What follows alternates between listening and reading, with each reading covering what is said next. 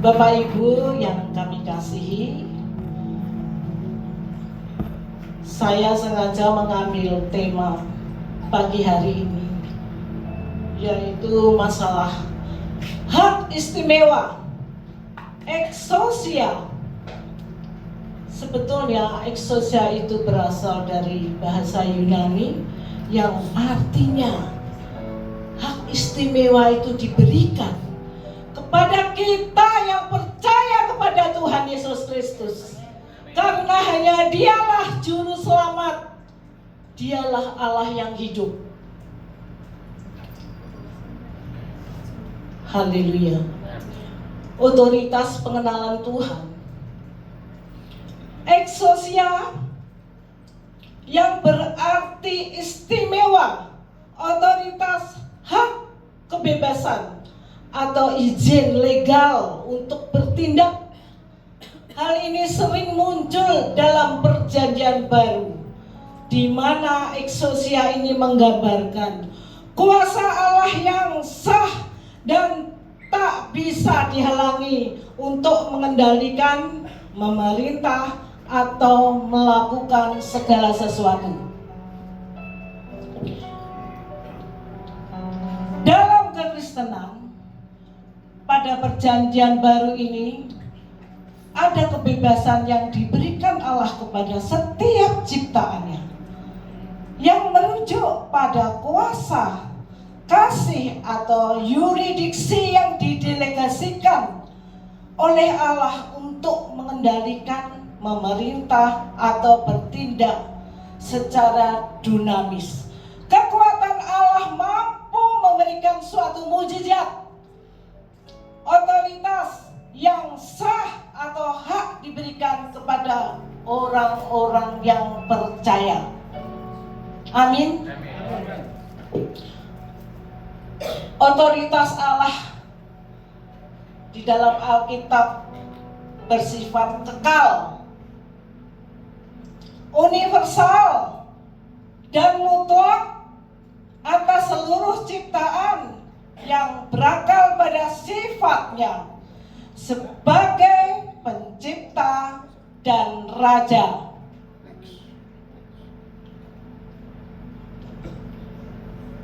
Oh, nggak ada ya. Next terus itu PPT saya, mohon. Sudah, baik. Sebagai pencipta dan raja, Mazmur 103 ayat 19.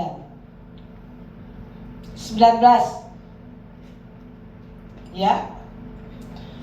Tuhan sudah menegakkan tahtanya di surga, dan kerajaannya berkuasa atas segala sesuatu. Ini firman loh Bapak Ibu. Tuhan Allah kita, Tuhan Yesus itu luar biasa. Ya, kita diberikan jalan kebenaran oleh Dia. Tahtanya di surga dan kerajaannya berkuasa atas segala sesuatu yang diberikan kepada anak-anaknya, termasuk Bapak Ibu, saya, dan adik-adik semuanya yang percaya kepada Tuhan Yesus. Ya, kekuasaan, pilihan atau exousia adalah hak istimewa, juga bermakna sebagai kebebasan untuk memilih, power of choice, antara tunduk kepada Allah atau tunduk kepada kuasa kegelapan. Iblis maksudnya, roh-roh jahat yang sekarang lagi mengembara di bumi ini. Tuhan Yesus sudah memberikan kepada kita sebagai anak orang-orang Kristen yang percaya, hanya Tuhan Yesus Kristuslah jalan kebenaran dan hidup. Perhatikan Yohanes 14 ayat 6. Hanya Tuhan Yesuslah. Akulah jalan kebenaran dan hidup. Tanpa melalui aku tidak akan masuk ke rumah Bapakku. Itu janji Tuhan loh Bapak Ibu. Bukan siapa-siapa, janji Allah, janji Tuhan. Kita harus taat, harus patuh apa yang diperintahkan Tuhan Yesus. Marilah kita bersama-sama, kita mengoreksi pribadi lepas pribadi kita, bahwa kita itu anak-anak pilihan, anak-anak yang ditunjuk Tuhan. Saya, Bapak Ibu, saya dari seberang loh, dari Muslim saya, jujur saya. Tuhan yang memilih saya. Talenta kita, tugas kita masing-masing. Tapi Tuhan yang penyelidik hati, penyelidik diri, penyelidik jiwa. Dialah Allah yang Maha Kuasa. Tuhan Yesus satu-satunya yang memberikan janji kebenaran dan bisa masuk surga hanya melalui Dia. Luar biasa loh Bapak Ibu. Kita bisa dipilih Tuhan Yesus. Ya, kita berangkat dari iman, perilaku, tindakan. Kita harus buktikan dalam kehidupan kita sehari-hari. Ya, lanjut. Memang kita ikut Tuhan Yesus itu harus melalui proses. Tidak begitu langsung jadi, tidak. Kita harus menjalani. Di dalam kekristenan kita lebih menekankan pada kebenaran dan otoritas kuasa Allah untuk digunakan dalam proses bagaimana kita selama menjalankan firman Tuhan dengan kebenarannya dalam perjalanan hidup, selama hidup di dunia ini yang semakin jahat. Perhatikan Bapak Ibu, dunia ini semakin jahat, bukan malah semakin baik. Itu sesuai firman Allah loh. Saya belajar, saya juga lagi kuliah Bapak Ibu, mengambil kekristenan. Biar di dalam menyampaikan firman, memberikan kebenaran, biarlah aku berlandaskan Allah Tuhan Yesus Kristus. Amin. Beri kemuliaan bagi Dia.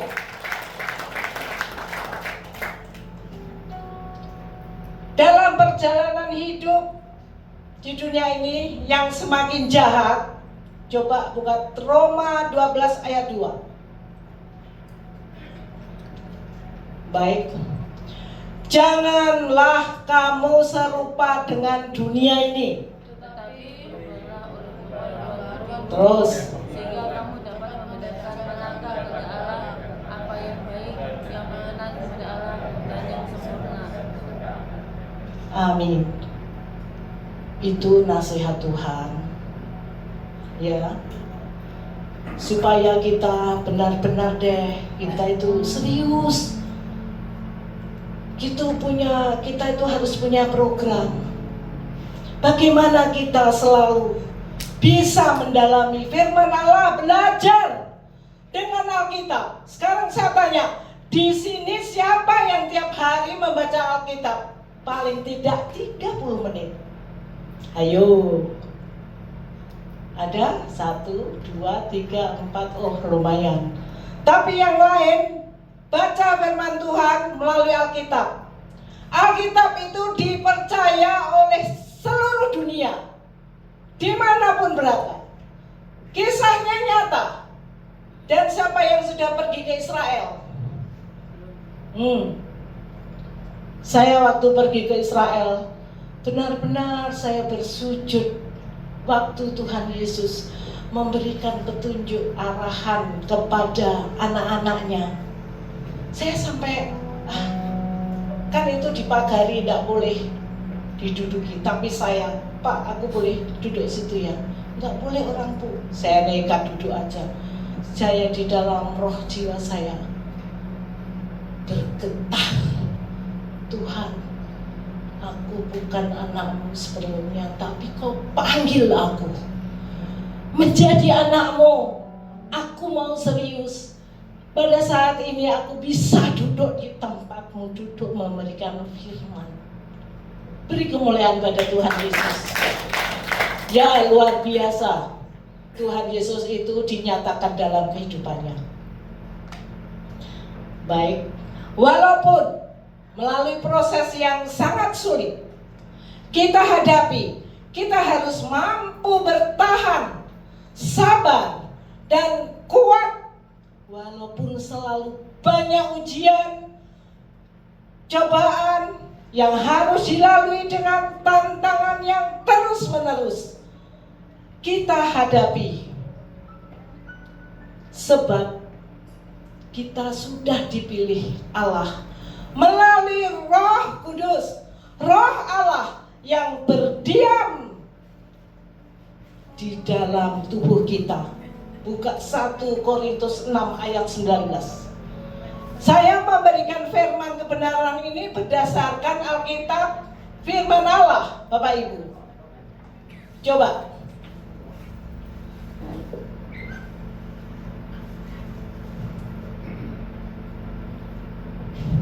Baik.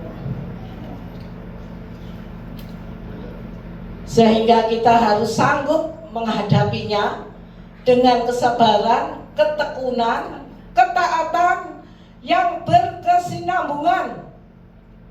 Karena kita sudah punya relasi hubungan dengan Allah sendiri, dengan Tuhan Yesus. Ya. Secara batiniah punya relasi dengan Tuhan. Beliau pencipta langit dan bumi serta isinya. Karenanya pergunakan kesempatan ini dengan sebaik-baiknya. Kita pasti berbeda dengan orang-orang yang belum mampu, tidak punya hubungan dengan Tuhan secara pribadi atau dengan Tuhan Yesus Kristus. Manakala Roh Kudus tetap berada di dalam kehidupan kita sehari-hari, kita pasti ditolong oleh Roh Kudus. Kalau kita punya anak kita selalu menghubungi kita, selalu kontak, selalu nurut apa yang kita perintahkan. Orang tua kan tidak pernah memberikan anak-anak kita sesat ya atau tidak benar. Kita pasti mengasihi. Begitu juga Tuhan Yesus mengasihi kita. Jadi kalau kita punya relasi, punya hubungan dengan Tuhan, ya dan amin firman-Nya, kita akan dibekali Bapak Ibu. Kita akan diberikan Roh Kudus yang selalu menopang, bahkan selalu melindungi dalam perjalanan hidup kita. Karena kuasa Allah itu luar biasa loh.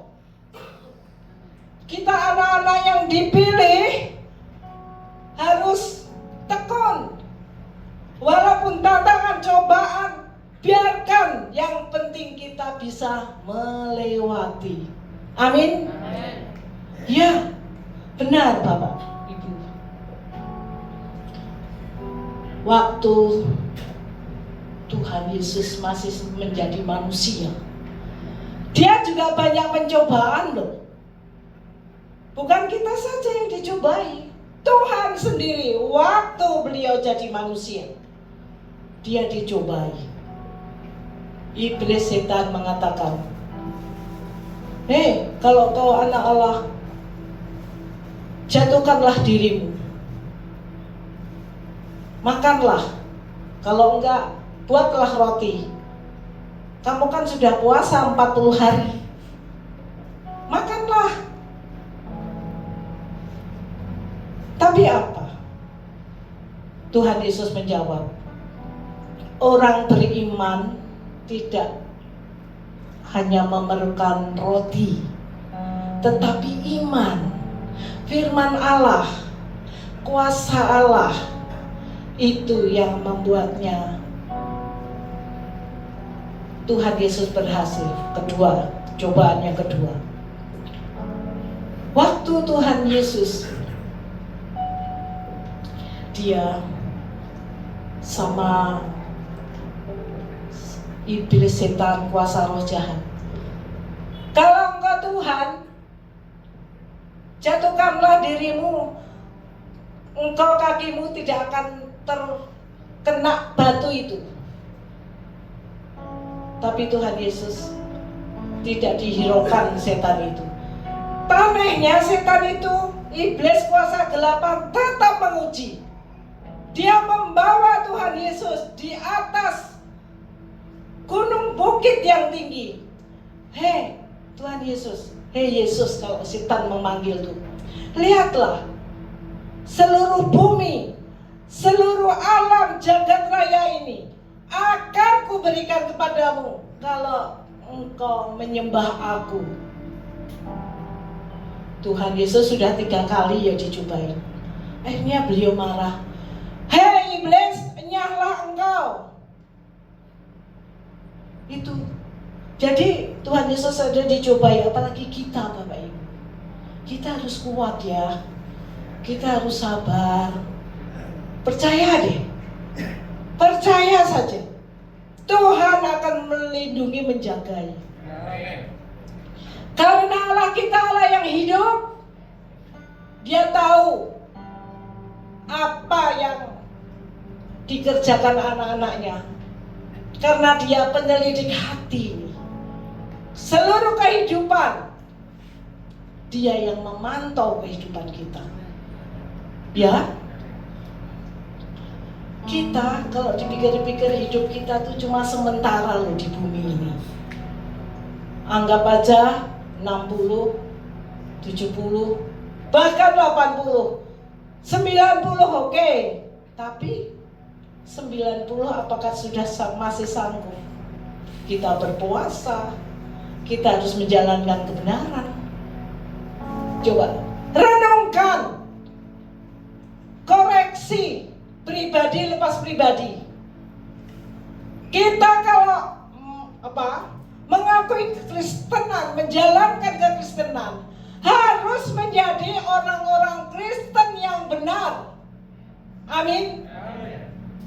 Berikan kemuliaan bagi Tuhan Yesus Kristus.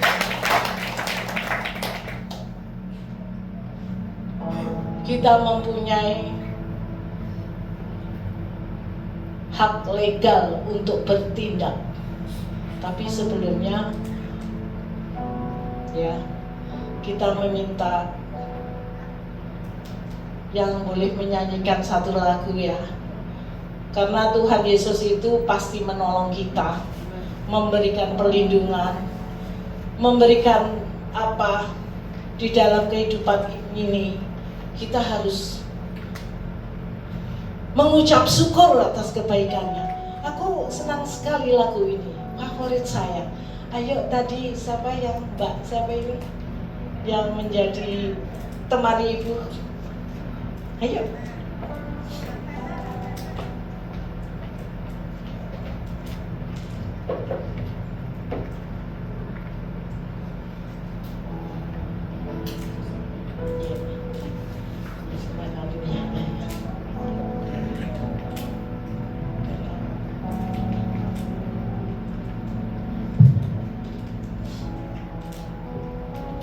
Baik, saya kira Bapak Ibu pasti mengenal lagu ini. Begitu luar baiknya Tuhan. Baik, kita mulai. Meskipun Tuhan tak berlaku, meskipun duri dalam dahiku, ku tetap memilih untuk percaya dan mengucap syukur.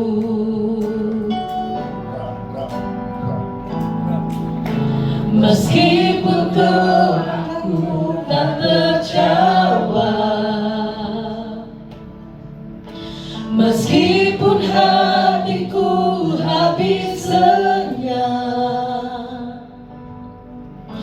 Ku tetap percaya untuk percaya dan mengucap syukur.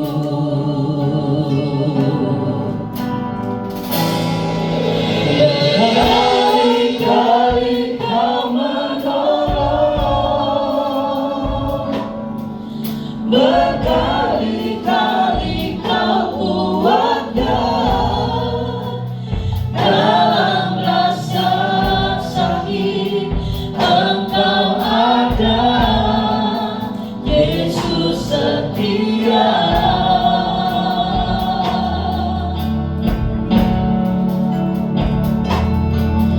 Berkali-kali Kau menolong, berkali-kali Kau kuatkan. Dalam lembah gelap Engkau ada, Yesus setia.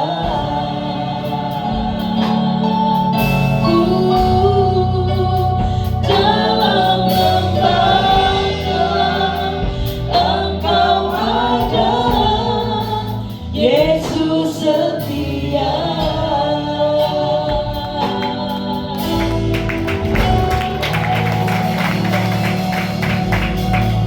Itu bagus loh Bapak Ibu.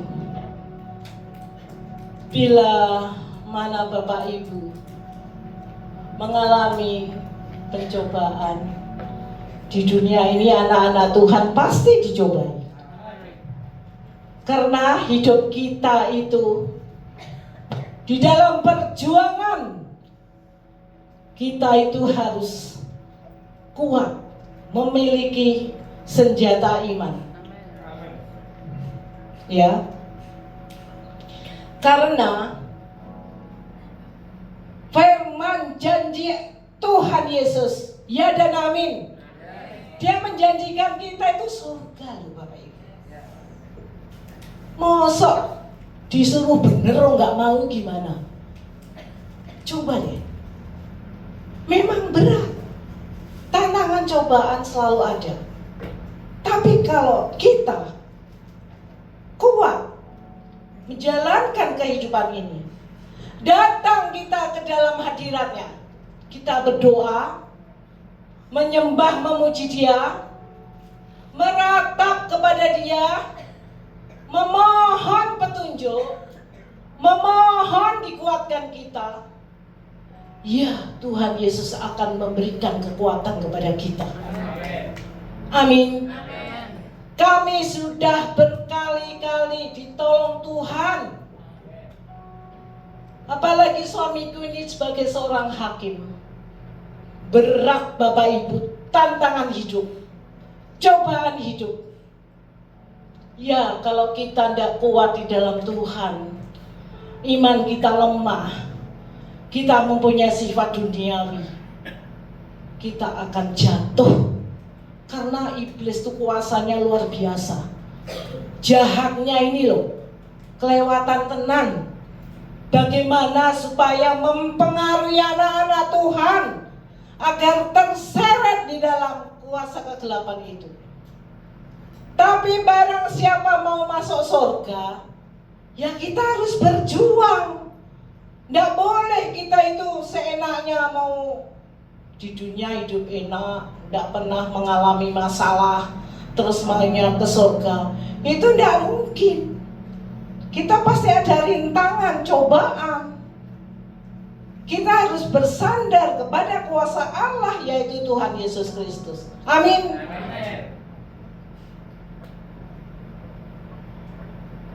Tuhan Yesus itu pasti bertindak nyata dengan menggunakan talenta, ya, dan potensi pengembangan bakat. Biarlah kita di dalam melayani Tuhan berguna, bermanfaat untuk menyenangkan hati Tuhan. Sama Mbak yang cantik ini yang lagi main apa, itu dapat berkat dari Tuhan loh. Para pemusik, ya, singer, pelayan Tuhan, para pendeta yang benar-benar mau melayani Tuhan, upahnya besar di surga. Suatu saat nanti dicatat di dalam buku kehidupan Allah. Akhir zaman nanti kita tidak akan sia-sia. Walaupun kita susah, nggak tahu harus bagaimana, tapi percaya Tuhan tidak akan mengabaikan perjuangan kita selama hidup di dunia. Ya, tapi juga saya tanya sekarang, ada anak-anak Tuhan yang lapar, gak makan, kecuali puasa kan? Benar gak? Tuhan gak akan melupakan janjinya. Tuhan setia loh. Luar biasa Kristus itu. Saya bersyukur loh Bapak itu. Aku bisa mengenal kekristenan. Akhirnya saya bisa membawa keluarga saya sendiri, ibu saya, adik saya, kakak saya, bapak saya. Walaupun tadinya, maaf kata yang keras kepala, wah saya bagaimana sesaannya, tapi Tuhan yang selalu menemani, selalu mendukung, selalu menyertai. Akhirnya setelah mereka tahu kebenaran, untung yonduk, kalau di Jawa, saya kan dari Jogja ya. Untung yonduk, kowe iki ngasih tahu aku saiki wis lega, wis ngerti, walaupun aku susah-susah. Saya dulu waktu menyembah sana seberang, aku paling taat loh Pak. Sholat sehari harus 5 kali, puasa, ya. Belum kita harus menjalankan kebiasaan-kebiasaan yang lain. Tapi kok saya ini aku udah taat begini, janjinya gimana ya? Apa aku punya pengharapan ya dalam hidup? Tapi setelah aku berjumpa dengan Tuhan Yesus sendiri, itulah yang memberi kekuatan bagi saya. Ya, itu yang menjadi kekuatan. Amin. Ya, karena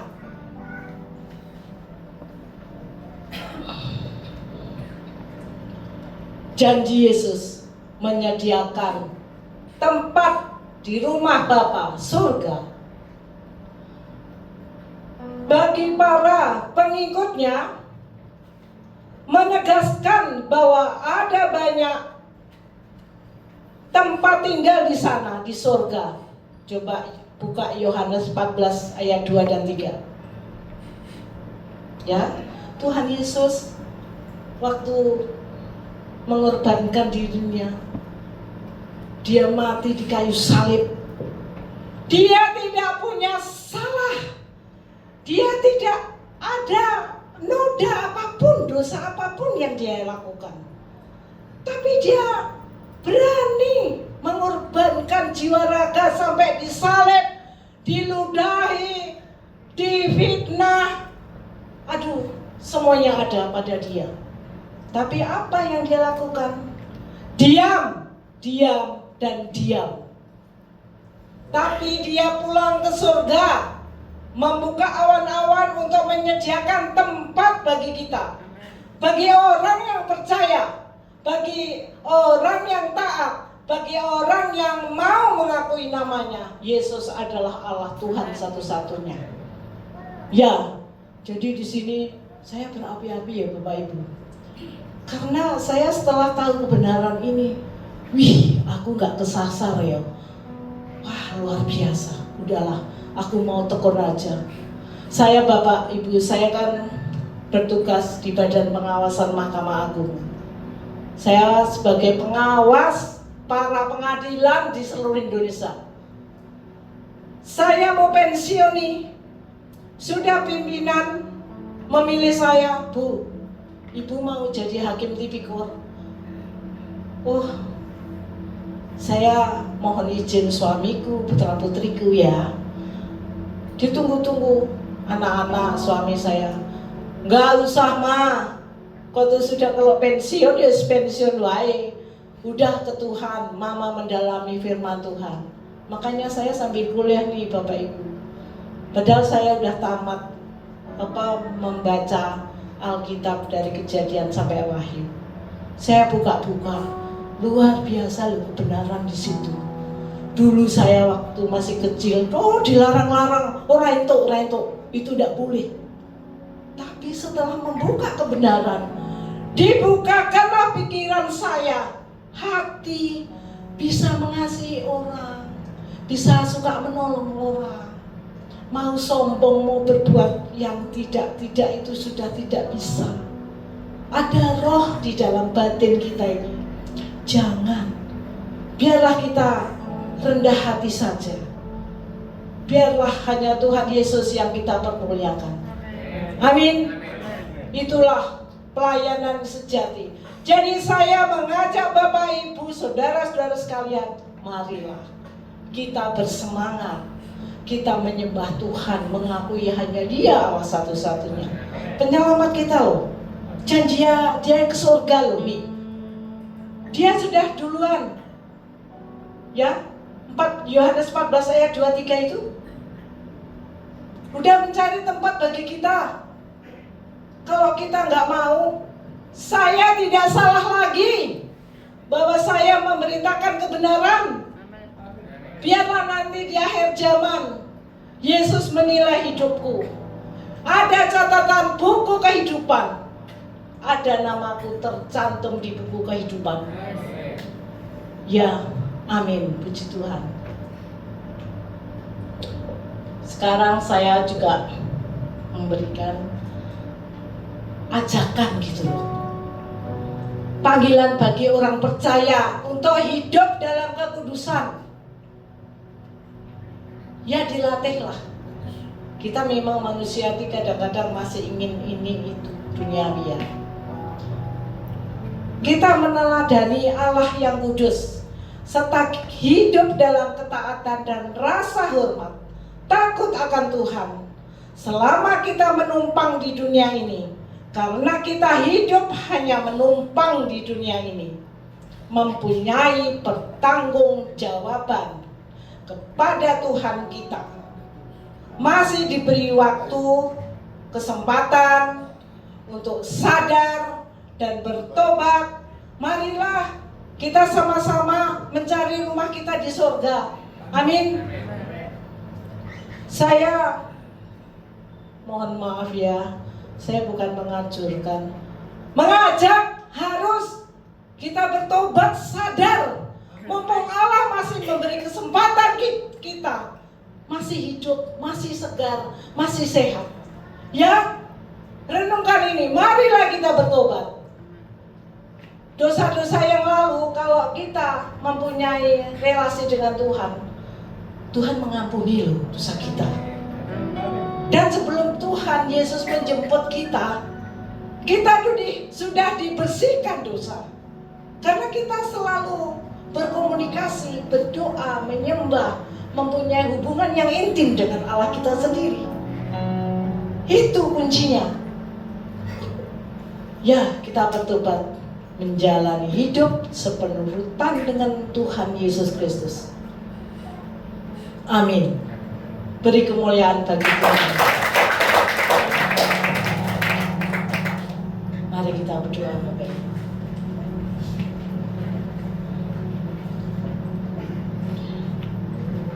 Bapa yang Maha Kudus, yang Maha Kuasa, inilah Bapa persembahan firman kebenaran-Mu. Hamba-Mu menyampaikan pada jemaat di tempat ini dengan rasa hormat, merendahkan hati, merendahkan diri kami. Bapa, terimalah persembahan anak-Mu ini. Aku juga masih banyak dosa, masih banyak kesalahan. Ampunilah ketidakpatutan kami, kemelesetan kami. Kami percaya, biarlah kami hanya mengandalkan kuasa-Mu. Karena hidup ini cuma sementara Tuhan. Tuhan memberikan perlindungan, penyertaan di dalam kami berjuang di dunia ini Tuhan. Biarlah Engkau ikut bekerja. Ya Roh Kudus, pimpin kami masing-masing. Beri kami kesempatan, berikanlah kami waktu, sehingga kami bisa selalu memuliakan nama. Begitu juga hamba-Mu berdoa kepada Bapak pimpinan di tempat ini, Bapak Samuel beserta semua majelis, pelayan, bahkan pemain musik, singer, dan yang lainnya Tuhan. Kami mohon Engkau memberikan berkat-Mu gereja di tempat ini. Berikan jemaat semakin berlebih-lebih Tuhan, karena takut akan Engkau dan menyembah Engkau. Dipermuliakanlah nama-Mu Tuhan Yesus Kristus. Hanya di dalam nama kuasa Roh Kudus kami sudah berdoa dan mengucap syukur. Bagi kita yang sudah diberkati, diurapi, diberikan kuasa Allah, mari kita sama-sama katakan amin. Amin.